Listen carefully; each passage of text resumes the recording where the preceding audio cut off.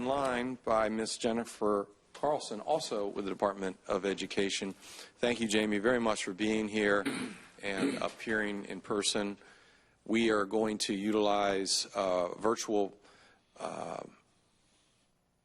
presentation here with Ms. Carlson, so she is listening in, and should she need to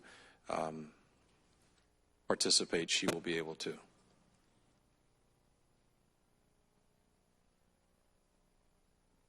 Good morning. Good morning. Todd. Welcome. Thank you, sir.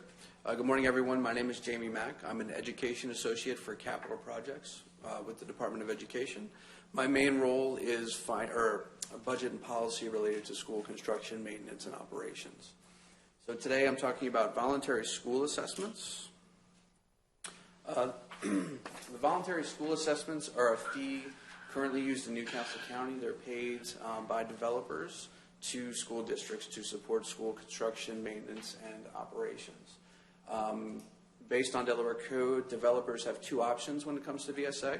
They can pay the calculated per student fee, or they can donate land in an equivalent value to the district.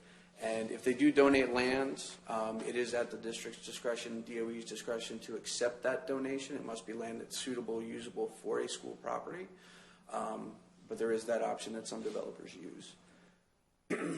Funds that come in through VSA can be used for both major cap and minor cap projects. Major cap are generally those projects of $1 million or more at this point, with some exclusions for roofing, heating, things like that that can still be considered minor cap. One of the benefits of the VSA program is that the funds collected can be used as the local share of any school construction and operations projects. So here I have the reference in Delaware Code that lays out the formula for the VSA calculation. It's based on the average cost per child for a new public school. That is calculated on an annual basis. It's updated each year, typically in the spring. That number is then multiplied by the local percentage share for the relevant school district. Each district in the state has a different local share, ranging somewhere from a 60-40 split to about an 80-20 split. In the calculation, it's assumed that there will be a half a student per new residential unit. So essentially, they're assuming one student for every other home that would be built as part of the development. And then, as I said, the VSA fees are updated each spring for the next fiscal year. So we'll be updating in March or April for FY25, which would begin in July of next year. So in Title IX, there's now authority for Sussex County Council to implement VSA in Sussex County. That is contingent upon the county taking action. And if adopted, it essentially says that the county may require certification of adequate school capacity for new residential developments recorded as major record subdivision plans. As well as the county, municipalities within the county, if it were to move forward with VSA, would also have the requirement for VSA collection. So if they were to build within an established municipality, the municipality, through their code enforcement department, would work with the developers to ensure they're aware of their requirements. And the VSA requirements would apply to any residential subdivision plan for over 5 units in size, for any lands in any municipality located in a county that utilizes voluntary school assessments as set forth in Title IX, and notwithstanding any home rule or charter provision to the contrary. So we don't have a lot of direct involvement with the counties. We tend to work with the developers. Once the county notifies the developer that VSA is required for a subdivision, they reach out to myself at DOE, and they provide us a location of the development, they provide a site plan of the development, and they provide the plan development size in terms of number and type of units. Once we have that request from a developer, we reach out to the school district, we determine their current capacity, we add the additional students from the proposed development based on the calculation, and at that point they provide us an answer back with the capacity of all the feeder schools in that pattern for the development. So that typically will be an early childhood center, if there is one, then an elementary school, a middle school, and a high school. If any one of those schools, it is at over 85% of their capacity, at that point, VSA becomes a requirement for that development. The district then provides us that confirmation. We provide a final letter to the developer, and then we would work with the developer to establish a VSA agreement if that's required. So we have a simple draft agreement that we can provide to the developer. They can discuss with their property owner, their client, whether they want to do the land donation or if they're going to do the VSA fees. I can say I've been doing this for about 1.5 years, and we've only seen one discussion right now about a land donation. Primarily, it goes to the fees. We provide the developer with the per unit assessments, and that is calculated each fiscal year.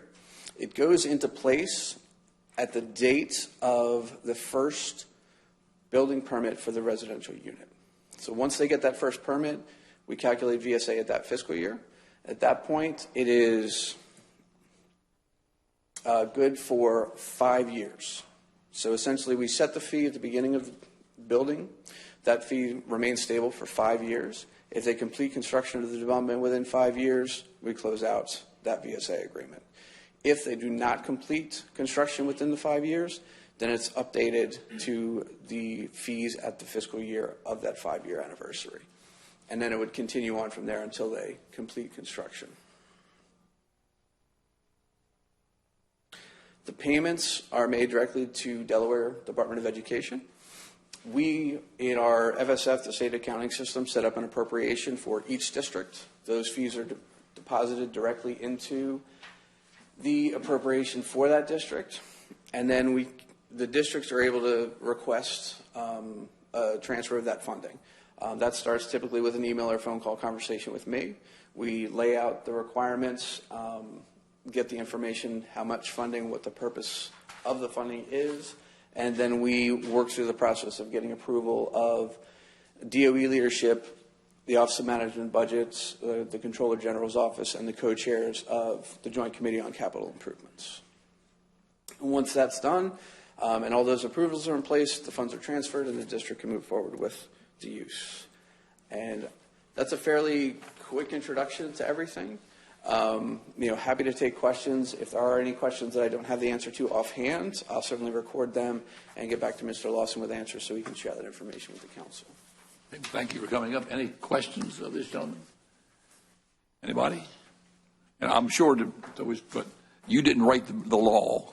No. You're just doing your job today, so don't take any butter upon him. I've been in state government for almost 20 years, so I understand that. Not a problem. Mr. Schaefer, you have a Are question? you familiar with the exclusions in the Yes. legislation? Yes, so VSA does not apply to developments that are primarily 55-plus communities or targeted for low-income housing, and there is an exception in there. And it even works if only a portion of the development is one or the other. We can work with the developer to make sure that we're only charging the fees on the correct units. Yeah, how about, I follow a lot of school buses sometimes. I see a lot of kids get on school buses from apartment complexes. They go for free, I guess. They don't pay anything. If they meet the 55-plus or low income, they would be excluded. But if they are traditional residential apartments, townhomes, single-family homes, they all pay the same fee. In a major subdivision. If it's not a major subdivision, if it's a standalone unit, they pay nothing. Correct, but that could be something that council can work through in their process. How about condo units? Would be the same from our perspective. So they are, okay, they're exempt, well, pretty much, okay. And more questions, Mr. Schaefer, you have any questions? Mrs. Green, you have any questions? Mr. Riley, do you have any questions? No. Wow, okay. Thank you, sir, for coming. We appreciate very it. much. Thank you very much.